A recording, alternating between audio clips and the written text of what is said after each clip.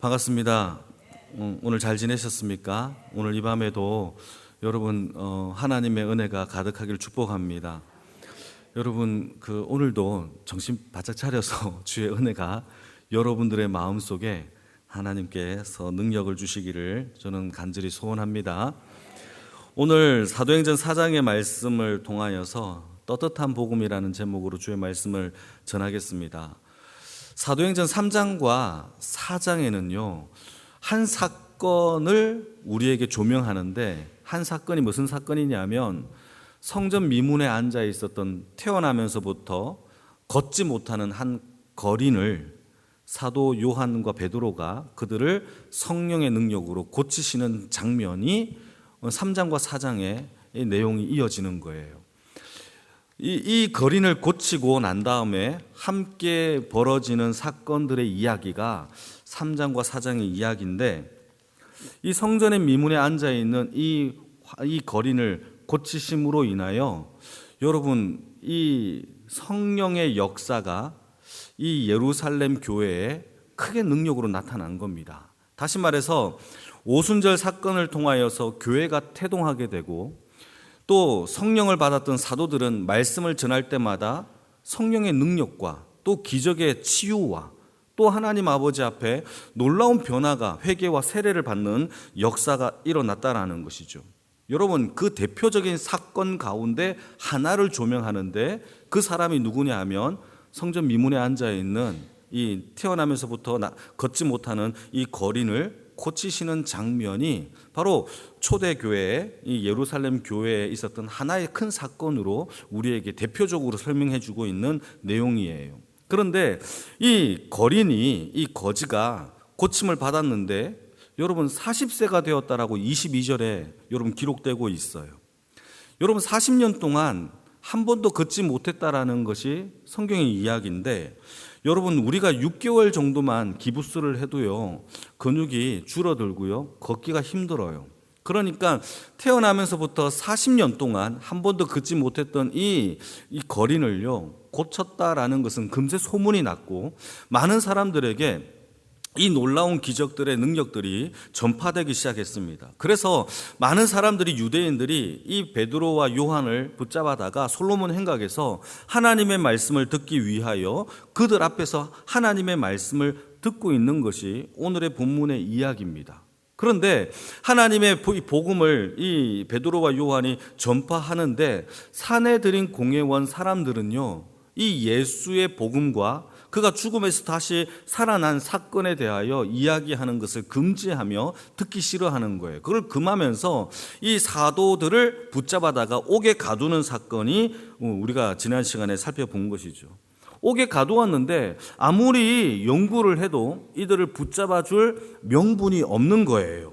그래서 그 다음날 풀어주면서 이 세 가지의 존재가, 세 가지 이유가 여기에는 존재하는데, 베드로가 하나님의 성령의 능력에 힘입어서 담대하게 변론을 했을 때에 사내들인 공회원들은 이거에 대하여 반박할 수 있는 근거가 전혀 없었고, 두 번째는요 이 고침을 받았던 이 거린이 누구 편에 섰느냐 하면 사도들 편에 서서 하나님, 그의 아들 예수의 이름으로 내가 고침을 받았다라고 오히려 증언을 하고 있는 모습에 그 사내들인 공회원 사람들은 더 이상 붙잡아 둘 수 없는 것이죠. 마지막 세 번째는요 베드로의 설교를 들었던 수많은 사람들이 변화를 받고 이미 베드로의 편에 서서 베드로를 하나님의 사람이라고 인정하고 있기 때문에 더 이상 이 사도들을 붙잡아 놓을 수가 없었던 겁니다. 자, 그러면 사내들인 공회원들은 석방할 수밖에 없었고, 석방할 수밖에 없는 이 조건을 가지고 뭐라고 얘기하느냐, 오늘 보면 17절 18절을 같이 한번 읽어볼까요? 같이 읽겠습니다. 17절 18절 시작. 이것이 민간에 더 퍼지지 못하게 그들을 위협하여 이후에는 이 이름으로 아무에게 말하지 말게 하자 하고 그들을 불러 경고하여 도무지 예수의 이름으로 말하지도 말고 가르치지도 말라 하니. 다시 말해서 이 사내들인 공회원 사람들은 사도들에게 절대 예수의 이름도 거론하지 말고 가르치지 말라라고 협박을 하고 위협을 하고 있는 모습을 보게 됩니다. 예전 같았으면 이 두 사도들이 이 위협에 무서워서 도망쳤거나 아니면 숨었을 거예요. 그런데 성령의 능력을 받았던 이들은요, 이제는 도망치지 않아요. 오히려 그들에게 하는 말이 이 공권력 앞에서 사람들의 말을 듣는 게 좋냐, 하나님의 말씀의 명령을 듣는 게 좋냐, 판단해봐라 라고 오히려 담대하게 이야기하는 거죠. 여러분, 사도행전의 전체적인 내용은요, 바로 이거예요. 세상 앞에서 사람들의 말을 들어 숨느냐, 아니면 하나님의 말씀을 선포하는 것이 옳으냐, 이것의 싸움이 사도행전 전체를 이끌고 있는 내용이에요. 여러분, 중요한 얘기예요. 저와 여러분들은 하나님의 말씀을 세상 앞에 선포할 수 있는 주의 백성의 능력이 있기를 축복합니다. 예수를 믿고 오랫동안 교회를 다녀도요, 사람들 앞에서 하나님의 복음을요 전하지 못하는 사람 되게 많아요. 부끄러운 거예요. 여러분, 사도 바울이 얘기합니다. 내가 복음을 부끄러워하지 아니하노니 이것이 나를 구원하는 능력이 십자가의 능력이라는 것을 선포할 수 있는 믿음의 백성이 되어지기를 축복합니다. 이것의 싸움이 사도행전의 싸움이에요. 그래서 오늘 본문을 통하여서 두 가지 은혜를 한번 생각해 볼 텐데, 첫 번째는요, 생각해 볼게, 복음을 우리는요 떳떳한 복음으로 전파할 수 있어야 한다라는 거예요. 여러분, 하나님의 복음을 떳떳하게 전할 수 있으십니까? 이것의 능력이 나타나기를 축복합니다. 15절 말씀을 보시게 되면요, 한번 읽어볼까요? 15절 같이 읽겠습니다. 시작. 명하여 공회에서 나가라 하고 서로 의논하여. 베드로와 요한을요, 이 사내들인 공회원 사람들이 어떻게 반응을 하느냐, 이들을, 이 두 사도를요 어떻게 하면 옥에 가둘까 궁리하기 위하여 이 두 사람을요 사내들인 공회원 밖으로 일단 내보내요. 그리고는요 자기들끼리 논의하고 있습니다. 이들의 가장 큰 목적은요, 어떻게 하면 사도들을 정죄할 수 있을까, 이것에 대한 궁리가 이들의 가장 큰 목적이에요. 어떻게 하면 얘네들을 감옥에 가두어서 죽일 수 있을까의 단서를 찾는 게 이들의 목적이었단 말이에요. 그래서 여러분, 사내들인 공회원들의 원래 목적은요 그렇지 않았어요. 종교적으로 또는 신앙적으로 또 사법적으로 교육적으로 이들은 건강하게 이 사회 공동체를 유지하기 위한 의결기관이 사내들인 공회원의 원래 목적이에요. 그런데 지금 이 사내들인 공회원들은요, 예수를 통하여서도 하나님의 표적과 능력이 나타나고 뿐만 아니라 선지자의 모든 말씀이 예수님께서 하신 모든 능력과 말씀에 응하였잖아요. 여러분, 가난한 자들에게 복음이 전해지고 눈먼 자들이 보게 되고 안전병이가 일어나는 역사가 성령을 통하여 일어났잖아요 지금. 그럼에도 불구하고 이 사내들인 공회원 사람들은, 종교 지도자라고 불리는 이 사람들은요 도무지 복음을 받아들이려고 하지 않고 있어요. 오히려 그들을 거부하고 정죄하기에 급급하고 있는 것이 오늘의 이야기의 본문의 내용입니다. 15절 말씀, 베드로와 요한을 잠시 밖에 보내어서 자기들끼리 의논하는데, 이 의논의 목적은 뭐냐? 이들을 정죄하기 위한 하나의 목적을 가지고 있죠. 여기서 말하고 있는 의논하다라는 단어는요 헬라말로 이 와우 계속적인 용법을 사용하고 있는데, 이것은 한두 번 의논해서 많은 게 아니에요. 어떻게 하면 끝까지 얘네들을 지금은 풀어준다 한다 할지라도 나중에라도 얘네들을 죽일 수 있는 궁리를 의논하고 결국은 죽이자까지 가는 것이 바로 계속적인 용법의 단어의 뜻이에요. 여러분, 이미 사도들은요 죄가 없음을 판결 났어요. 그러면요 사내들인 공회원들은요 풀어주고 이제 너희들은 죄가 없다라고 선포하면 돼요. 그럼에도 불구하고 끝까지 이들을 정죄할 요양으로 모의했다라는 것이 성경의 얘기입니다. 사도 베드로는요 오히려 반대죠. 법정 앞에서 떳떳하게 하나님의 복음, 예수 그리스도가 죽음에서 부활하신 그 복음을요 떳떳하게 전하고 있는 것과 반면에 이들은 숨어서 자기들끼리 죽일, 정죄할 모양으로 의논하고 모의하고 있는 모습이 이들의 모습입니다. 여러분, 그리스도의 사람들은요 뒤에서 모의하는 삶이 아니에요. 하나님 앞에서 여러분 떳떳하게 복음을 전할 수 있는 주의 인생이 되어지기를 축복합니다. 그런 데는요 참여하지도 마세요. 뒤에서 모의하고 어떻게 하면 무너뜨릴까? 여러분 그런 데는 참여도 하지 마세요. 마태복음 10장 27절 말씀입니다. 같이 한번 읽어볼까요? 같이 읽겠습니다. 시작. 내가 너희에게 어두운 데서 이르는 것을 광명한 데서 말하며 너희가 귓속말로 듣는 것을 집 위에서 전파하라. 이게 무슨 뜻이냐면 너희가 어두운 데서 들은 것을 그 진리를요 밝은 데서 전파하래요. 전하래요. 뿐만 아니라 은밀하게 들었던 진리라 한다 할지라도 공개적으로 선포하는 것이 예수님이 우리에게 요구하신 복음의 삶이에요. 여러분 복음은요 부끄러운 게 아니에요. 오직 공개적으로 선포할 수 있는 주의 은혜가 저와 여러분들에게 있기를 축복합니다. 그래서요 선교사님들이 선교할 때 숨어서 선교하면 100% 실패해요. 뒤에서 꽁냥꽁냥 하는 이 선교사님들은 100% 실패해요. 전도도 마찬가지예요.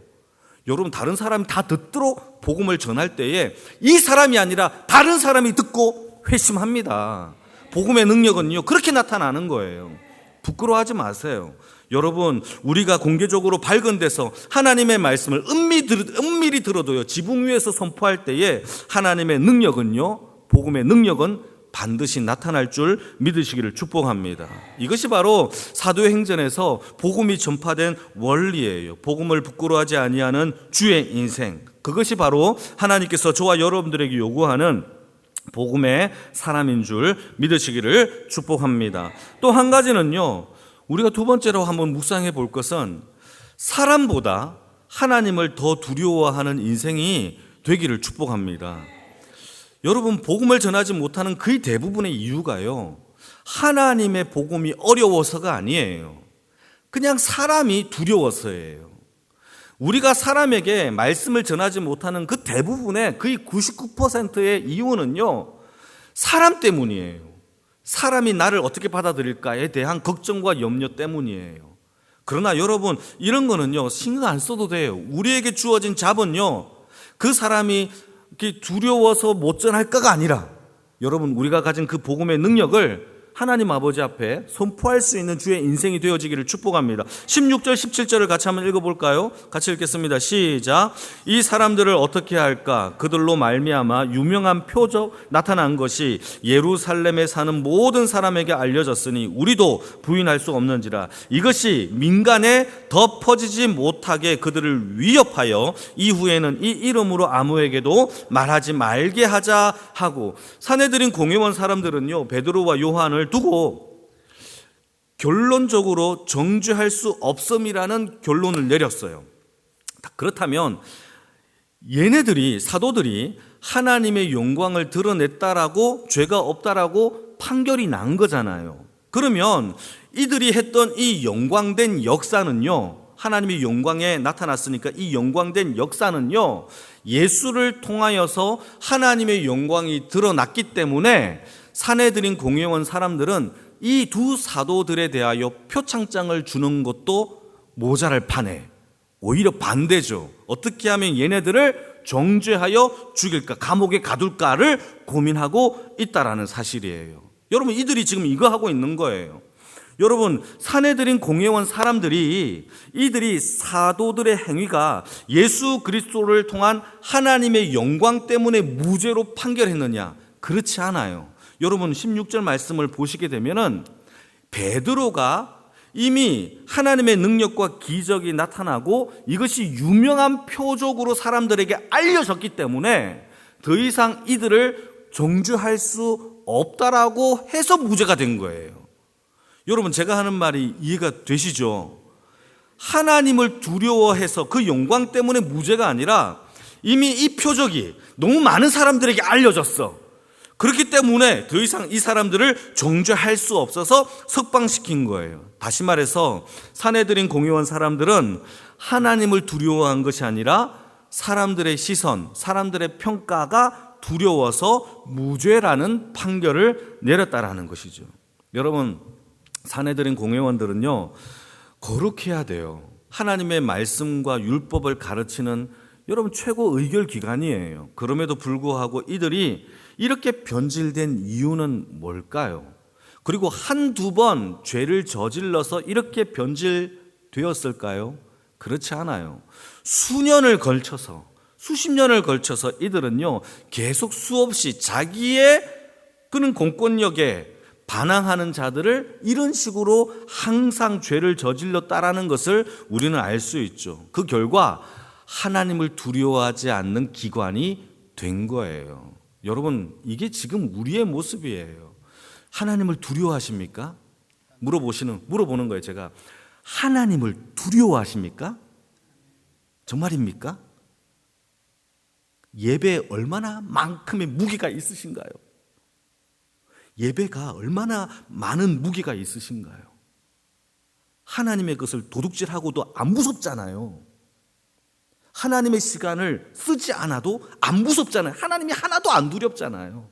이것이 혹시 우리에게 있다면 우리 또한 사내들인 공회원처럼 사람을 두려워하고 사람의 시선 때문에 신앙하고 있는지를 아는지를 점검해 봐야 돼요.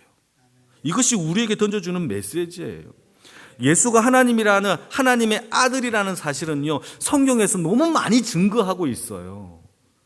능력이 나타났어요. 표적이 나타났어요. 그럼에도 불구하고 사내들인 공회원들은요, 예수를 하나님의 아들임을 증언하는 것을 금지합니다. 인정하지 않아요. 왜요? 자기가 죽였으니까, 오히려 이것이 나에게 손해니까. 반면에 이스라엘 백성들은요, 그들이 예수를 죽였다 한다 할지라도 자신의 죄가 들통나니까 회개하고 세례를 받고 성령을 사모하여 성령을 받았다라는 것이 성경의 이야기예요. 여러분, 이게 중요하시죠? 여러분, 종교 지도자들이 백성들의 시선 때문에 사도들을 정죄하지 못하는 것은요, 하나님의 영광 때문이 아니에요. 철저하게 사람 때문이에요. 여러분, 이게 신앙의 우리가 경계해야 될 두 번째 요소입니다. 여러분, 이것을 우리에게 적용해 볼까요? 우리 또한 사람의 시선을 두려워하면 복음을 제대로 못 전해요. 정말입니다. 그 사람이 상처받을까 봐. 그 사람이 상처받을까 봐 견책이나 책망도 못 해요. 그런데 성경의 말씀에 잠언서를 보시게 되면 잠언서에서 사람을 살리는 말씀은요, 칭찬보다 훈계와 책망일 때가 더 많아요. 잠언이라는 것은요, 말씀 원자에 잠자가요, 침자예요. 여러분, 한약방에 가게 되면 침을 놓잖아요. 그 침이 잠자예요. 침잠자예요, 침잠자. 찌르면 아파요. 아픈 말씀이 잠언이에요.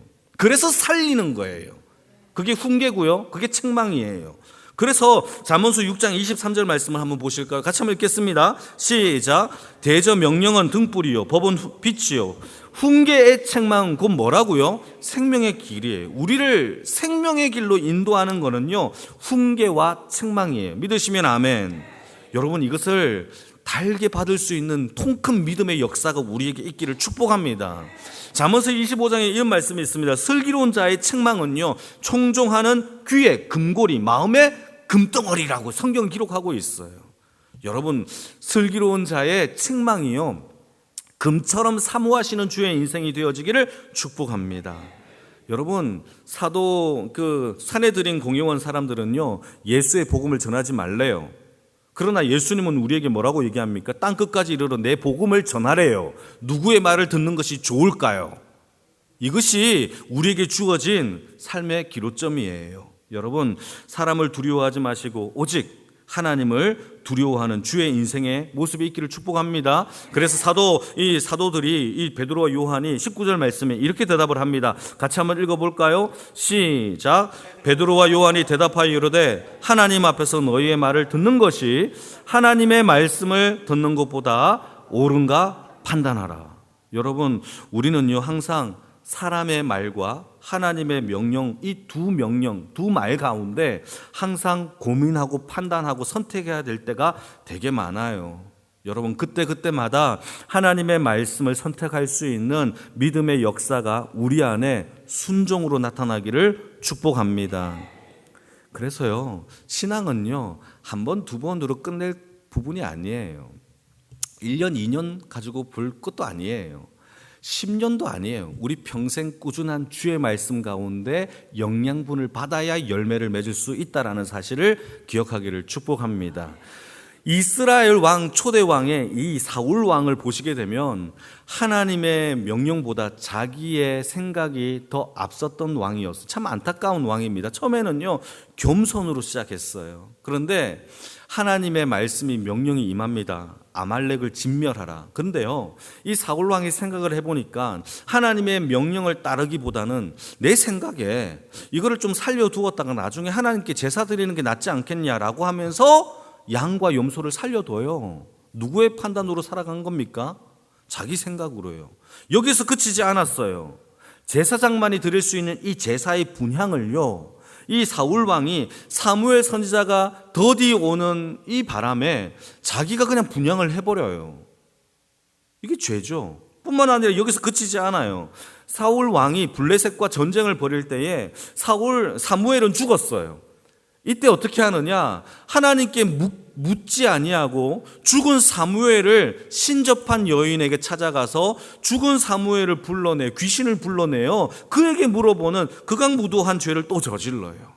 여러분, 이가 하는 모든 것들이 자기의 판단에 옳은 대로 따라갔단 말이죠. 하나님의 말씀을 순종한 것이 아니라, 하나님을 기쁘시게 하는 것이 아니라 내 판단, 내 생각, 내 의의를 따라서 살아갔어요. 여러분, 그 안에는요, 결국 어떻게 되어졌느냐? 사울 왕은요, 그 속에 하나님의 영이 임한 게 아니라 악신이 임하여 평생을 괴롭힘을 받게 된 것이 사울 왕의 모습이었어요. 여러분, 우리 안에는 성령님이 살아계시는 줄 믿으시기를 축복합니다. 그렇다면 우리는요, 하나님의 말씀, 성령의 뜻을 따라 순종하는 주의 인생의 삶이 우리 안에 있기를 축복합니다. 내 뜻을 죽일 수 있는 믿음의 역사, 내 뜻과 판단이 접혀질 수 있는 복음의 능력이 우리 안에 있기를 축복합니다. 그래서요, 로마서 12장 2절 말씀을 한번 읽어볼까요? 같이 읽겠습니다. 시작. 너희는 이 세대를 본받지 말고 오직 마음을 새롭게 함으로 변화를 받아 하나님의 선하시고 기뻐하시고 온전한 뜻이 무엇인지 분별하라. 이게 우리가 해야 할 신앙의 과제예요. 여러분, 이 세상을 본받지 말래요. 본받지 말래요. 따라가지 마세요. 유행 좋아하지 마세요. 여러분, 계속 보고 듣고 보고 들으면 그거에 따라갈 수밖에 없어요. 다시 한번 얘기합니다. 하나님의 말씀을 보고 듣고 따라 하시길 바랍니다. 세상의 끝들을 보고 듣고 하면요, 세상을 본받을 수밖에 없어요. 마음이 새롭게 되지를 않아요. 그래서 하나님의 말씀이 내 안에 새롭게 되어짐을 받기 위해서는 하나님의 선하시고 기뻐하시고 온전한 뜻이 무엇인지 분별할 수 있는 지혜를 구하는 인생이 되어지기를 축복합니다.